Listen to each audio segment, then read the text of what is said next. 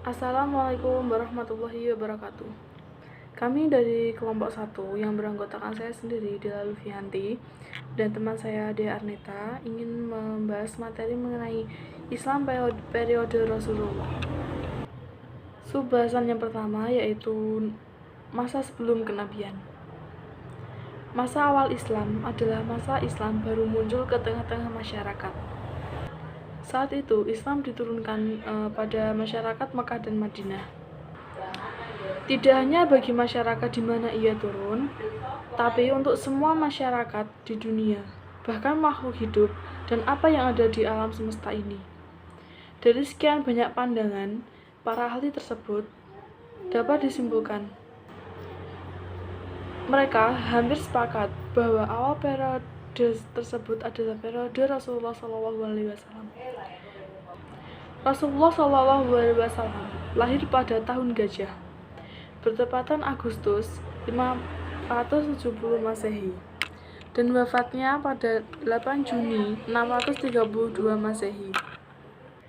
Ada berbagai persoalan saat itu, seperti kondisi geografis Mekah dan Madinah saat itu, kondisi sosial politik masyarakat Mekah dan Madinah saat itu, dan kondisi hukum masyarakat Mekah dan Madinah.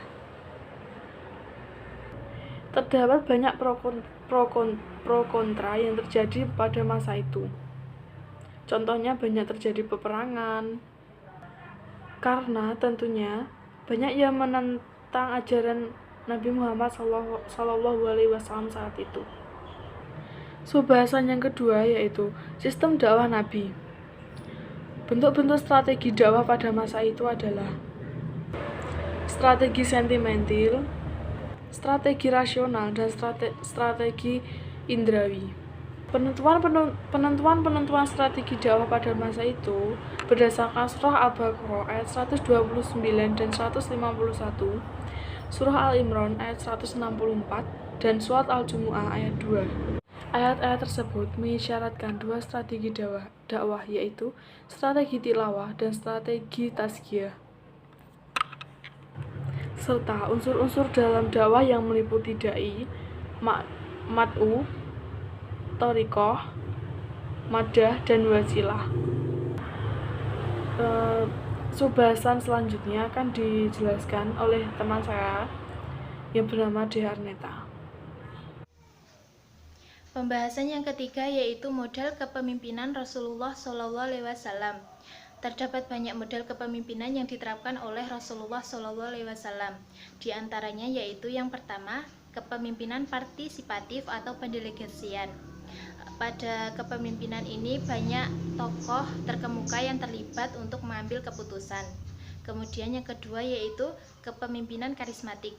Pada kepemimpinan karismatik memiliki berbagai ciri-ciri. Yang pertama yaitu percaya diri, lalu memiliki visi, mampu mengungkapkan visi dengan jelas, memiliki keyakinan yang kuat, dan peka terhadap lingkungan. Kemudian yang ketiga yaitu kepemimpinan transformasional. Kepemimpinan transformasional ini sendiri memiliki definisi yaitu seorang pemimpin yang mampu mempengaruhi atau mengarahkan bawahannya secara efektif. Pembahasan yang terakhir adalah peradaban di masa Rasulullah SAW. Terdapat dua fase di masa Rasulullah, yaitu fase Mekah dan fase Madinah. Fase Mekah sendiri terdapat dua sistem dakwah, yaitu yang pertama dakwah secara sembunyi-sembunyi, yang kedua sistem dakwah secara terang-terangan. Kemudian pada fase Madinah sendiri memiliki visi dan misi, yaitu diantaranya pembentukan sistem kemasyarakatan, yang kedua penyatuan persaudaraan antara kaum muhajirin dan kaum ansor, kesepakatan untuk saling membantu antara kaum muslim dan kaum non muslim, kemudian peletakan asas-asas politik, sosial, dan ekonomi, dan lain sebagainya. Sekian presentasi singkat dari kami. Jika ada kurang lebihnya, kami mohon maaf yang sebesar-besarnya. Akhiran wabillahi taufik walhidayah waridho wa inayah. Wassalamualaikum warahmatullahi wabarakatuh.